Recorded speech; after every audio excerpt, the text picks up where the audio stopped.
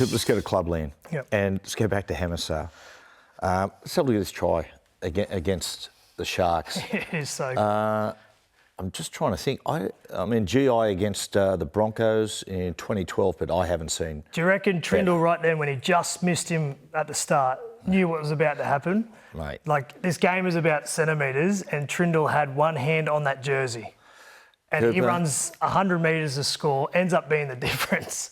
And the other thing that makes me, like, in awe of this, but also really jealous of, is he is at full throttle here, and he looks like he's smiling and enjoying it. Kennedy comes near him and he went, in his own internal monologue, said, nah, not today. Coops, you know, and it's a fair bit before your time, but there was a 400-metre hurdler, and I've compared him oftentimes, Edward Moses, an American. And, mate, he was, like, super smooth mover, and I just think of Edward Moses when I see Hammer. Made me think, you know, in Rugby League, some other really good movers over the years, and probably a guy that probably is most like the Hammer was Kenny Nagus. Oh, yeah. And you watch Kenny, look at this, it's 94 grand final. Watch this. Yeah. Boom, back on the inside. Kenny was just beautiful mover. The other one, of course, mate, is your man, GI. I mean, here he is, Clive Churchill medalist in this game. Yeah. Just the swerving speed and to accelerate away, and then this to finish it off too. Bush. The thing about those guys and just picking it up is, so when people change like stride or speed, they stutter step and then accelerate. Those guys don't. They're just long-legged and speed continues, and they can swerve and move without slowing down. And it's like when they beat somebody or they just swerve at an angle, they accelerate. Yeah. Rather than brush speed, they accelerate. You and I had to make 100 steps and then stutter step the right foot. These guys just move smooth. Brett Mullins, of course, spoken about him a lot here. This is the night. Unfortunately, he's scored 4 on us. Where are you here? You're mate, short side doing nothing. Yeah, mate. Hey, I could have been there making a tackle. I put it in the corner, mate, and look at this. Our old mate Mark Glanville just chasing him all the way there.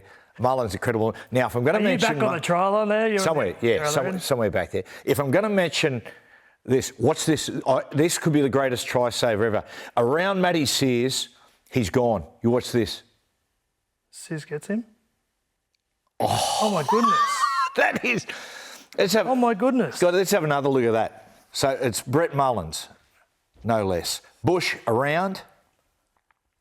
That's 10 metres plus. And sees it and picks him up. Catches. So he's got to stop, turn, chase, and pick him up. Now, I want to show you something in a second with Darren Albert. Darren Albert, I played with Albert. I'm telling you, mate, I would back him for speed against anything. Now, what's interesting, I reckon Albie was just about the last of the low work rate, high impact wingers. Like the fact that, mate, towards the back end of the 97 season, the forwards were blowing up. We got the stats. We'd had a game, we got beat. Albie's stats were 1 run, 2 metres, right? And they're like my stats. They're quite right. You had 10 missed tackles too. But you had 12. But forwards blown up. And I remember myself and Andrew, we were talking about it, and I love playing with Albie and would defend that. And we'd said, look, here's the thing, boys. He's not that type of winger. He's not going to bust his backside. He's not going to work his ass off. But what we'll have with him is that when we need a big play, he'll come up with it. That's the type of winger. Now that year, let's have a look at this. This is the grand final qualifier. Prelim, Yeah, prelim. Matty Sears, the man we just said. Now, you have a look at this. Yeah, he's going. I remember this.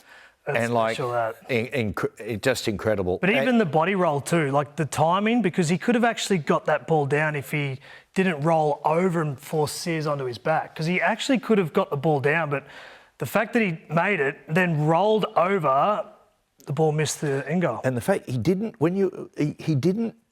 our sprint coach said the interesting thing about him, if you watch, he didn't actually chase Sears. Now, what I mean is when you chase someone, you're busting your backside. He said, you watch him, he's just super smooth, just keeping that form.